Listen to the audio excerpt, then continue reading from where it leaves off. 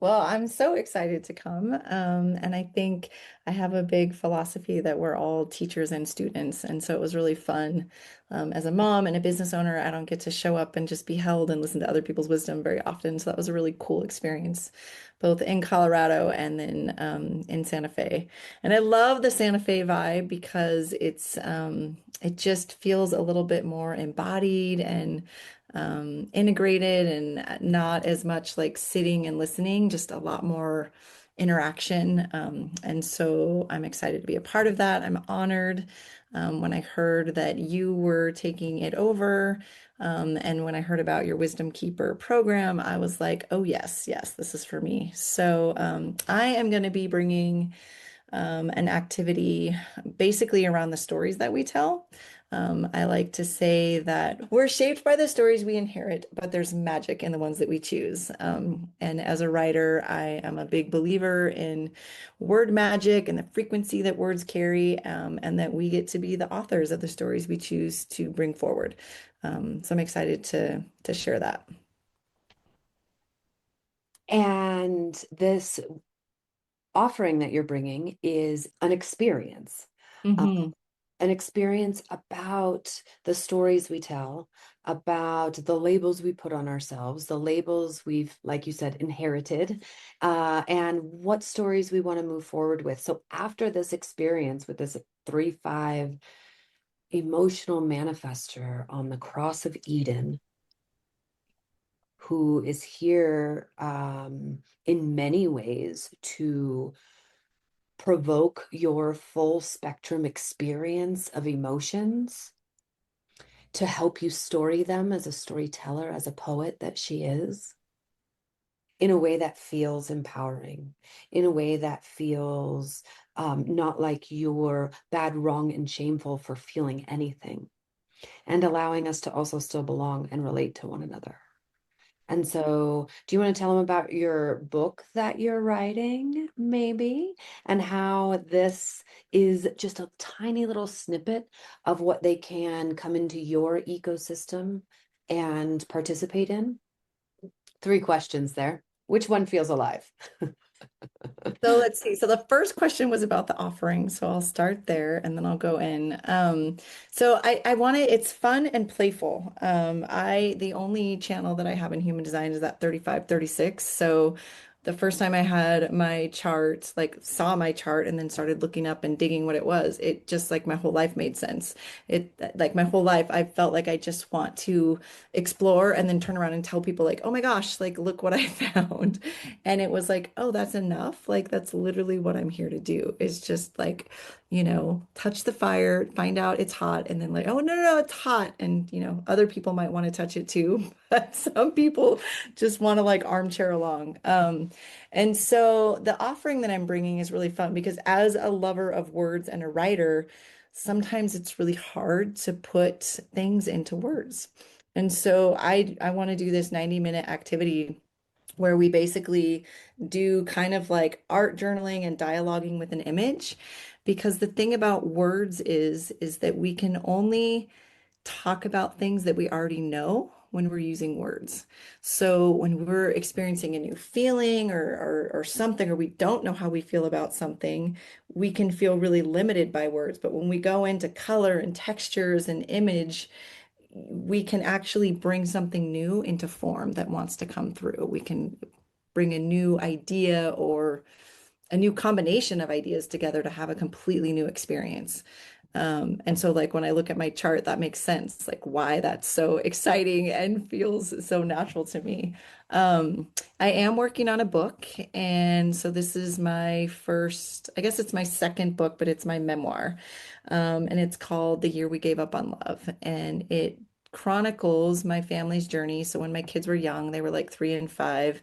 I was feeling very trapped by life. That was before I knew anything about human design. So you can understand why having a steady job and 2 young children and knowing what was going to happen for what felt like the rest of my life felt like a slow strangulation, felt like death.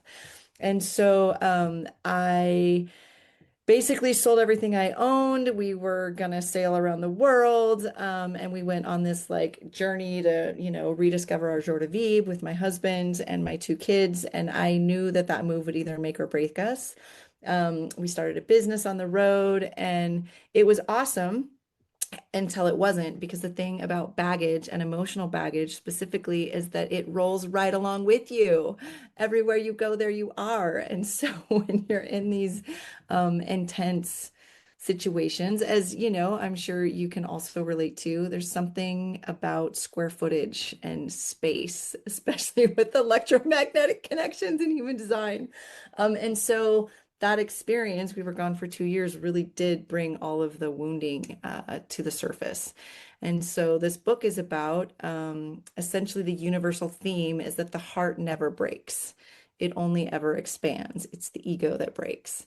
And so this has kind of like become my whole body of work, is this idea of examining the stories, that we inherited and being able to look at every relationship, everything as a mirror back to ourselves.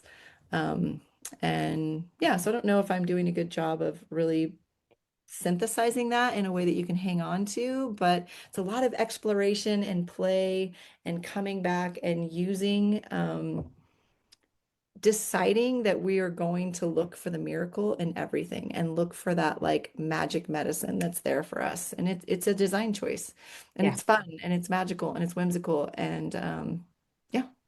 Thank you.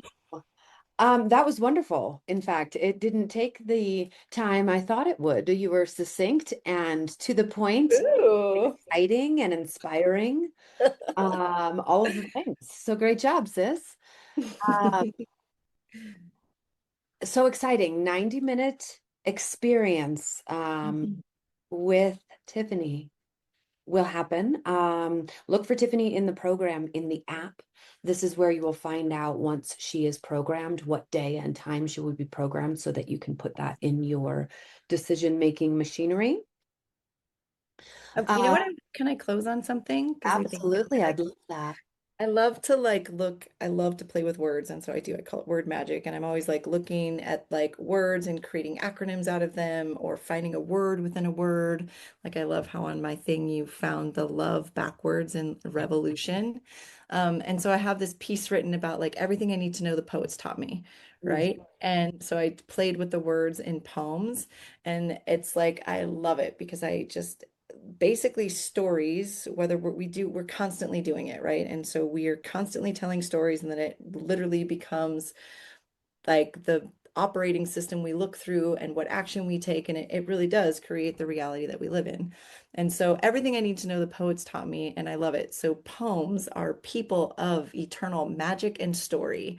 And so that's what we do. We just like play with this with these ideas of finding the stories that are unconscious to us. And so that when we go through this play of, working with images, and I get underneath your thinking, because the thing of it is to get out of like the stinking thinking, you can't think yourself out of the box. You can't think yourself out of it. In fact, it's quite the opposite. And I think that's why this has become my body of work, because for so long, like I would just be like, oh my gosh, well, if I could just, oh, it's my thinking. And I mean, I would just spiral and loop and really, so I started playing with paint and color and poetry. And that was kind of the like lifeline out. I am a firm believer that play and rest and really play is the way that we get out of that. So yeah, we're people of eternal magic and story, playing with new stories. Of eternal magic and story. If that doesn't sound like the Wheel of Samsara, I don't know what it is. How fun. Well, thank you. And I'm excited to hug you again. And I Me know too. everyone watching is excited to meet you and experience this reflection of themselves through this path that you've carved for all of us.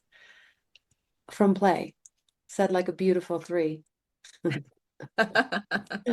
So thank you. HighDesertHumanDesign.com is where you will get your tickets, and it is in Santa Fe, New Mexico from the 17th to the 20th of September at Hotel Gloria. 17th is my solar return, so I have to decide if I want to do my workshop on my solar or another Yeah. day. So make sure to say happy birthday to Tiffany when you see her. And bring her gifts. She accepts them. Thank you for everybody for being here. Bye.